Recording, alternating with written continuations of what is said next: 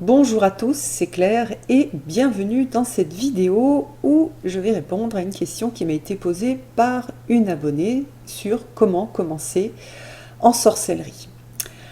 Alors, avant de répondre à cette question, ou plutôt que de répondre à cette question, je vais en poser une autre, c'est-à-dire qu'est-ce que c'est la sorcellerie pour vous? De quoi vous avez envie? À quoi est-ce que vous rêvez? À quoi est-ce que ça correspond? Parce que derrière le mot sorcière, il y a énormément de choses, il y a énormément de notions, il y a plein de façons de voir la sorcière et il faut que vous trouviez celle qui est la plus juste pour vous. Alors pour commencer, ce qui est intéressant, par exemple, c'est de voir les personnes qui vous admirent, les personnes que vous admirez, les personnes qui vous inspirent. Est-ce que vous avez envie de faire un chemin dans un groupe ou plutôt un chemin solitaire? Moi, je suis mieux placée pour vous parler de chemin solitaire parce que dans ma pratique de magie, je suis plutôt allée voir des choses à droite, à gauche, et puis j'ai reconstitué quelque chose qui me correspondait. Mais on est tous différents et on va tous faire des choses qui vont nous correspondre en fonction de notre personnalité, notre parcours. Est-ce que vous êtes plus intuitif ou plus mental? Est-ce que vous êtes plus proche de... C'est plus de travail avec la nature, avec les cycles, avec, euh, avec comment dire, le merveilleux, les rituels. Est-ce que faire beaucoup de rituels, ça a un sens pour vous ou alors vous faites naturellement des choses mais pas très compliquées. Donc il y a pas mal de choses en fait à aller explorer pour pouvoir trouver votre type de magie, enfin de votre façon de faire de la magie qui va vous ressembler ou d'être une sorcière qui va vous ressembler. Après, bon, la personne qui m'a posé la question, elle est à l'aise avec le terme sorcière, mais il y a pas mal de gens qui font des choses qui peuvent rentrer, enfin, des personnes qui pourraient s'appeler sorcières. Moi, je ne me suis pas appelée officiellement sorcière. J'ai déjà fait une vidéo pour expliquer un peu ma relation un peu paradoxale avec le terme de sorcière, même si, du coup, d'avoir fait la vidéo, c'est un peu apaiser les choses. Et donc voilà. Alors, euh, donc pour moi, il y a des choses à regarder. Donc par exemple, pourquoi est-ce que vous voulez rentrer dans ce que vous appelez la sorcellerie? Est-ce que c'est pour reprendre du pouvoir personnel, pour se reconnecter à la magie, avoir un chemin spirituel, sachant qu'il y a des façons de le faire, par exemple, je sais qu'il y a pas mal de gens qui critiquent la mode, c'est-à-dire le fait de s'habiller en sorcière, hein. Donc avec, vous allez voir, il y a des sorcières qui se présentent avec des ongles très longs, pointus, noirs, avec un maquillage très noir, etc. Et je sais que ça peut gêner certaines personnes qui trouvent que c'est artificiel. Or, la façon dont on va se présenter au monde, c'est aussi une façon de gagner du pouvoir et c'est aussi pour moi un, un acte de magie parce que ça va redonner du pouvoir. Ça permet aussi de donner un certain nombre d'informations à l'extérieur.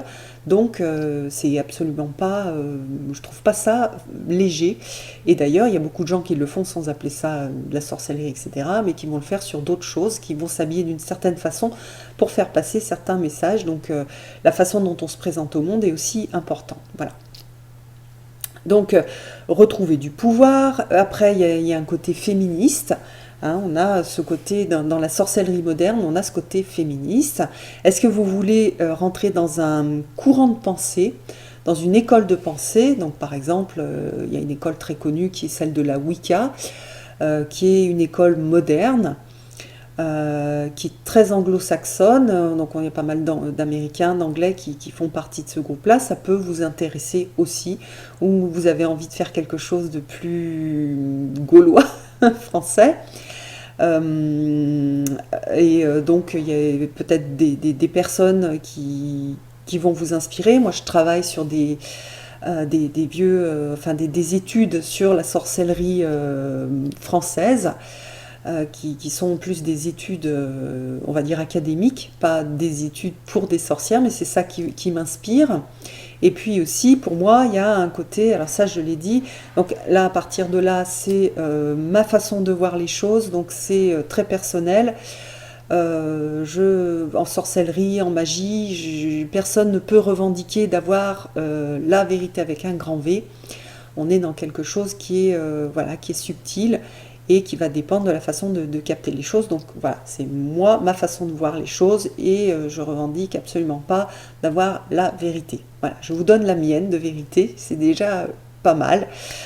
Parce que voilà, piquer ma vérité d'aujourd'hui et au fur et à mesure que je travaille, elle change. D'ailleurs, des vidéos que j'ai pu faire il y a longtemps, des vidéos que j'ai pu faire il y a 7 ans, elles sont pas forcément à jour par rapport à ce que je fais aujourd'hui, ce que j'ai pu dire, comment j'ai pu voir les choses, comment j'ai pu juger aussi les choses.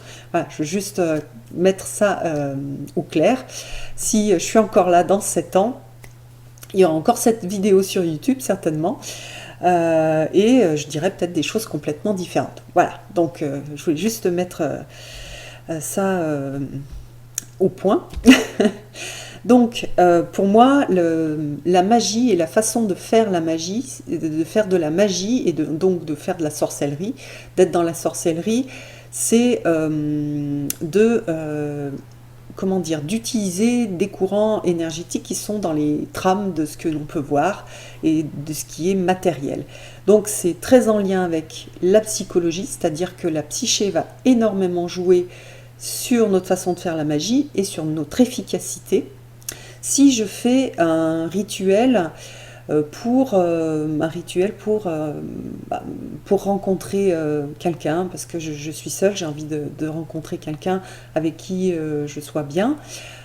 Si je suis déprimée et que j'arrive pas à, comment dire, à me sentir bien et à me dire que je mérite de rencontrer quelqu'un, quand je vais faire le rituel, je vais avoir du mal à me concentrer, je vais avoir du mal à me visualiser avec quelqu'un et donc le rituel va pas fonctionner. Donc c'est exactement, c'est pour ça que pour moi le psychisme est super important et donc le travail psychologique qu'on va faire, donc le shadow work qu'on appelle dans le milieu, on va dire, de la sorcellerie et de la magie, et puis donc qui est en fait issu d'un terme de psychologie. Pour moi le shadow work il est super important pour avoir cette capacité à diriger l'énergie. Donc vous voyez que en fait quand on fait de la magie on va impacter les autres parce qu'on va leur donner envie de venir vers nous ou de ne pas venir vers nous. Donc aussi dans les rituels de protection c'est un petit peu ça, on va se protéger, on va essayer par exemple de s'isoler, on ne veut pas que les gens nous contactent trop, on a besoin d'être seul, donc on va aussi rayonner ça. Donc pour moi, j'ai pas forcément besoin d'énormément d'objets pour faire ce type de rituel. Parfois c'est juste de la méditation et du travail psychique, mais les objets sont importants aussi parce qu'ils ont aussi un impact hyper important au niveau de la psychologie, donc une bougie, un objet qui va représenter ce que je veux faire, donc voilà. Alors c'est pour dire qu'il y a des gens qui vont avoir besoin de beaucoup d'objets et de faire des rituels très longs et d'avoir un hôtel hyper travaillé, et puis des gens qui vont avoir besoin de pas grand chose en fait. Donc ça dépend des profils. Après, au niveau donc de comment est-ce qu'on peut commencer. Donc, une fois que vous avez bien réfléchi à ce que vous voulez, vous allez aller voir différentes personnes ou différents livres. Donc, si vous aimez les choses un peu plus organisées, prenez des livres sur la Wicca. Si vous aimez donc organisée et puis ancienne, et voilà, allez voir un petit peu des gens qui suivent un chemin de Wicca. Et regardez si ce qui est dit, ça a un sens pour vous, ce qu'ils font, ça vous parle ou pas. Moi, je recommande... alors non, au niveau des livres de Wicca, je recommande rien. Je ne suis pas une spécialiste. C'est pas... comment dire ? Moi, j'aime pas trop me revendiquer d'un mouvement particulier, donc je n'ai pas énormément travaillé sur ces livres. Je ne suis pas la meilleure personne pour vous donner des conseils là-dessus. Voilà, ce que vous faites, c'est que vous prenez un livre, souvent c'est des livres traduits qui ont été écrits en anglais. Euh, Comment est-ce qu'il s'appelle? Gardner, je crois, voilà, qui a fait les premiers bouquins. Ça, c'est, voilà. Regardez, prenez-en un, allez dans une bibliothèque ou allez dans une librairie, feuilletez, voyez si ça vous parle ou pas. Après, au niveau de la pratique, non, attendez, au niveau un seul livre que je peux recommander, que je trouve pas mal, c'est Psychic Witch de Matt. Mince, comment il s'appelle? Donc, Psychic Witch, et il a été traduit en français. Le titre est resté en anglais. Voilà, il vient de sortir et il y a plein d'exercices qui sont des exercices surtout de méditation, de visualisation, de concentration en fait. C'est un livre de travail, qui est super intéressant, qui est dur parce qu'il va demander de la concentration et c'est voilà, des exercices qui sont un petit peu difficiles parce que ce sont des exercices qui apprennent à se concentrer au niveau psychique. Et moi je trouve que c'est bien quand on n'a pas de background de commencer par ces exercices. Si on n'a jamais fait soit de méditation, soit de visualisation créative, c'est un livre qui est pas mal. Alors, au niveau par exemple, du monde anglo-saxon, il y a pas mal de ce qu'ils appellent des coven, qui sont des regroupements. Et si vous parlez anglais, voilà, il y a des youtubeuses qui ont des coven. Il y a Etony, qui en a un, mais c'est tout en anglais. Et vous allez donc faire partie d'un groupe qui parle anglais et avec des choses qui sont délivrées en anglais. Si vous voulez des choses en français et des groupes en français, il y a, je trouve, le système des Patreon qui est pas mal, donc Patreon en français, donc patron, où vous allez en fait contribuer chaque mois. Vous allez quelque part être le patron de la personne et en contrepartie vous allez avoir des documents, peut-être des vidéos, voilà, généralement c'est des documents écrits et des vidéos. Il y a des personnes qui proposent des choses qui, pour moi, sont dans le domaine de la sorcellerie et qui pourraient donc vous intéresser. Alors, je vous invite à aller voir sur leur Patreon. Je vais parler de 3 personnes. Donc, il y a 2 Patreons et il y a donc 2 patrons et une école de magie. Voilà. Alors, là, et puis, ce sont des personnes qui sont assez connues dans le milieu, comment dire, que moi je fréquente, des gens qui ont aussi fait des jeux, qui ont partagé qui ont partagé en vidéo. Je ne vais pas parler des écoles de magie avec de la magie cérémonielle, parce que moi j'aime pas trop en fait. Voilà. Donc ça, j'en parlerai pas, mais je vais parler donc, des 2 Patreon et d'une école de magie. Alors, premier Patreon, c'est Lyra Keltoir. Alors je ne sais toujours pas prononcer son nom, même si elle a fait une vidéo dessus, je m'en souviens plus. Donc excuse-moi Lyra. Donc elle a un... Bon déjà elle a une... Comment dire? Je trouve qu'au niveau de la présentation de la personne qu'elle est, elle a une personnalité très sorcière, un peu sorcière... comment dire, voilà, sorcière des bois, mais avec une façon de travailler qui est très, j'allais dire traditionnaliste, mais ça ne veut pas dire grand-chose, mais elle fait pas mal de rituels, elle fait pas mal propose pas mal de choses, elle est assez proche de la nature, donc elle travaille avec les plantes, d'ailleurs elle a un oracle sur les champignons,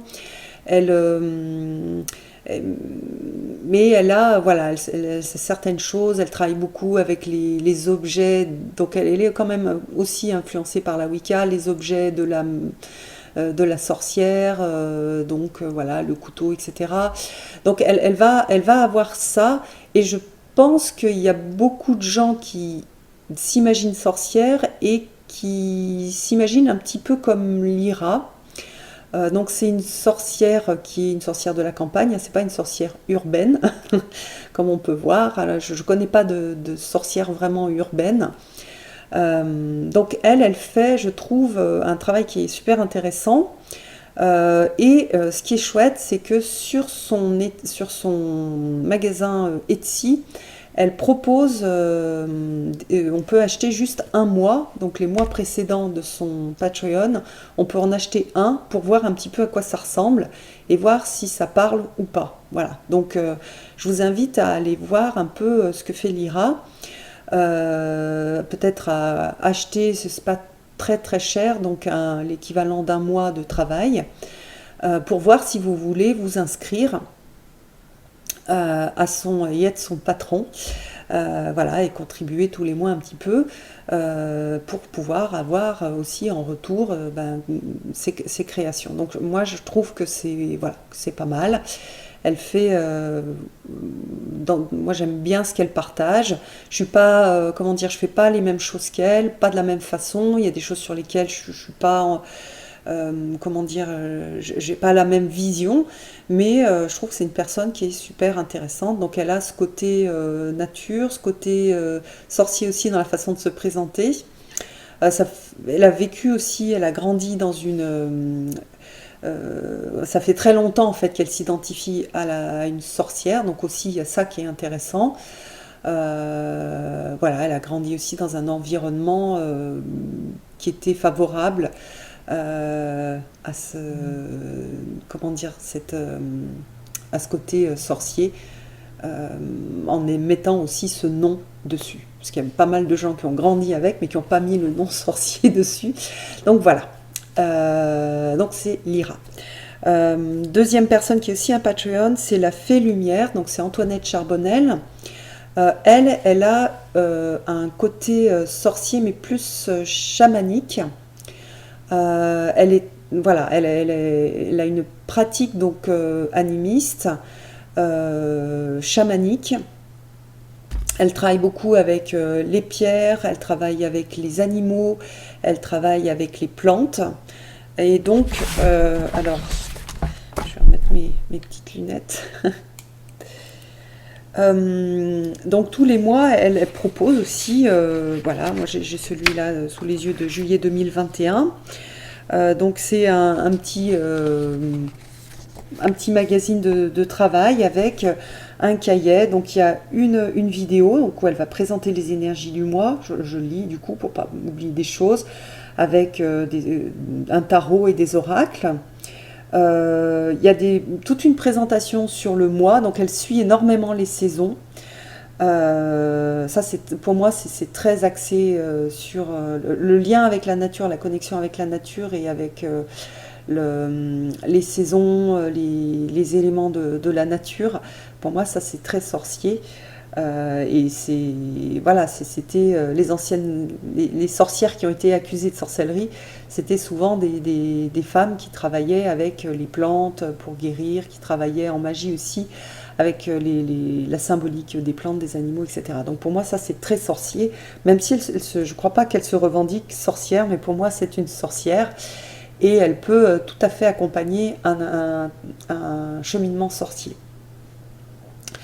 Donc elle parle des thérapies naturelles, donc c'est ce que je vous disais, les événements lunaires, et puis aussi elle fait quelque chose de super intéressant, c'est la psychogénéalogie en travaillant avec des cartes de tarot. Ça c'est un petit peu sa patte à elle, en plus du côté chamanique. Et c'est hyper intéressant. Je vous ai dit que le côté psychique est très important dans la sorcellerie. Et du coup, le travail en psychogénéalogie apporte vraiment quelque chose. Voilà, là aussi, il y a des arcanes majeurs qu'elle va décrypter. Et puis voilà. Donc, qu'est-ce qu'il y avait d'autre? Oui, elle avait fait aussi, parfois il y a des choses sur, par exemple, elle travaille pas mal avec les vierges, donc les vierges noires. Elle a fait un petit topo sur les vierges noires en juillet. Donc voilà, les énergies, donc c'est son tirage, la nature comme thérapie, avec des chemins. Elle travaille beaucoup avec un cheminement donc chamanique avec les directions, travail des directions, qui est aussi un travail sorcier d'une façon un petit peu différente. Voilà, l'animal de pouvoir qui était lié à juillet, c'était la bernage du Canada. Le monde végétal, il y avait une huile essentielle de rose. de Damas, aussi une huile spécifique qu'elle a trouvée, donc d'un fournisseur particulier, message de la rose, des exercices de psychogénéalogie. Donc voilà, ça j'aime bien aussi et je recommande. Et puis, Lisbeth Nemandi a créé une école de magie, donc je l'ai appelée pour avoir plus d'infos parce que je trouvais que c'était pas super clair, enfin j'avais pas une vision super claire de ce que c'était que cette école de magie. Et j'ai été, j'avoue, un petit peu scotchée parce qu'elle a fait un truc super chiadé. Hyper, voilà, vraiment très chouette. Donc alors je vous invite à aller sur le site et puis je vais vous expliquer deux trois petites choses, sachant que son école de magie est tout le temps pleine, donc faut s'y prendre un peu à l'avance. Donc mais là, je crois qu'il y a une nouvelle, zut, ah, à l'école, là, une nouvelle promotion, voilà. Et donc voilà, alors c'est une école pour les débutants, mais elle n'a pas que des débutants, il y a aussi des gens qui ont envie de faire partie d'un groupe, d'aller voir aussi ce que font les autres, ce que proposent les autres. C'est une vraie école, donc il y a des modules. D'abord vous allez faire, il y a un module d'entrée avec...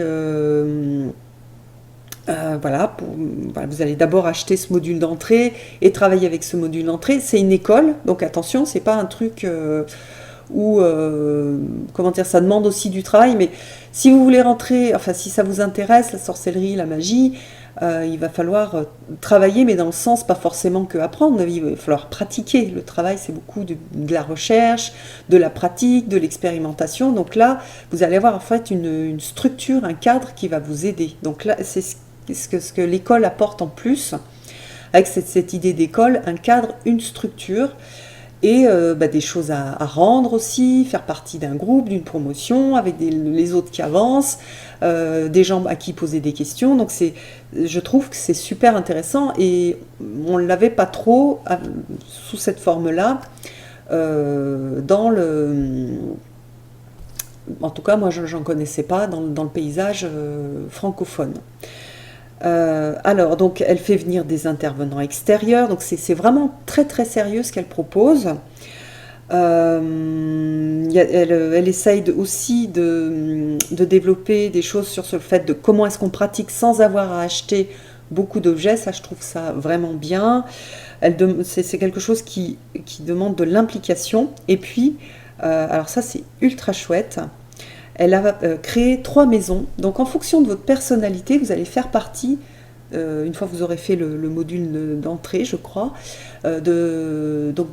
d'écoles différentes. Alors si vous êtes plus mental, plus sur de la recherche, vous allez avoir un parcours un petit peu différent des autres écoles. Donc ça, c'est vraiment chouette aussi.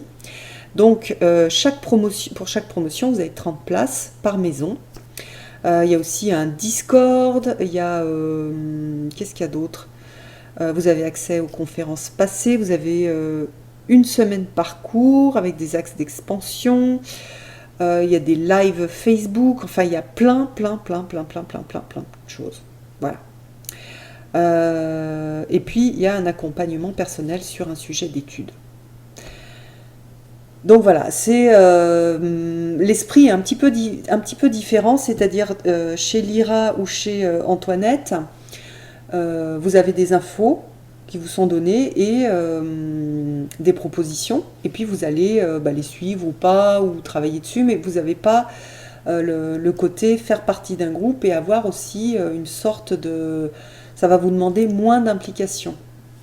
Si vous prenez le livre Psychic Witch, évidemment, que en fait ça dépend, vous allez faire un petit peu, peut-être vous allez prendre le livre, vous allez essayer, puis finalement vous n'allez pas trop avoir le temps, mais peut-être dans un an vous allez le reprendre.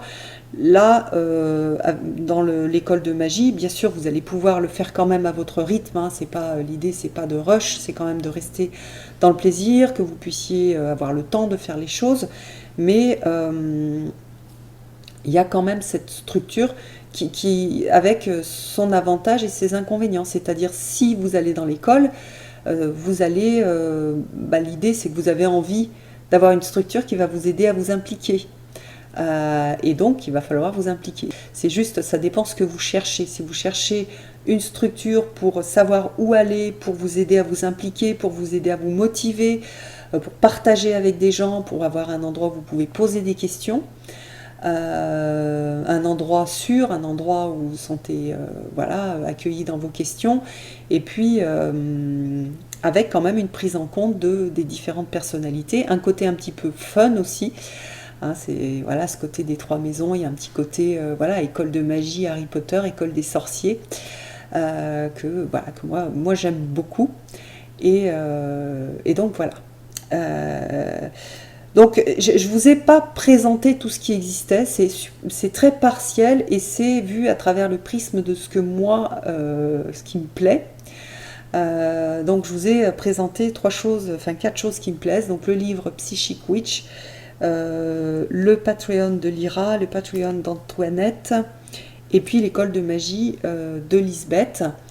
À vous d'aller fouiller là-dedans, et puis si ça vous plaît, si c'est pas du tout ça ne correspond pas, posez la question à des gens qui vont peut-être plus vous ressembler et qui pourront peut-être vous indiquer plus de livres sur la Wicca par exemple. Donc voilà. Alors j'espère que cette vidéo vous aura plu, et puis je vous embrasse tous et je vous donne rendez-vous dans une prochaine vidéo. À bientôt!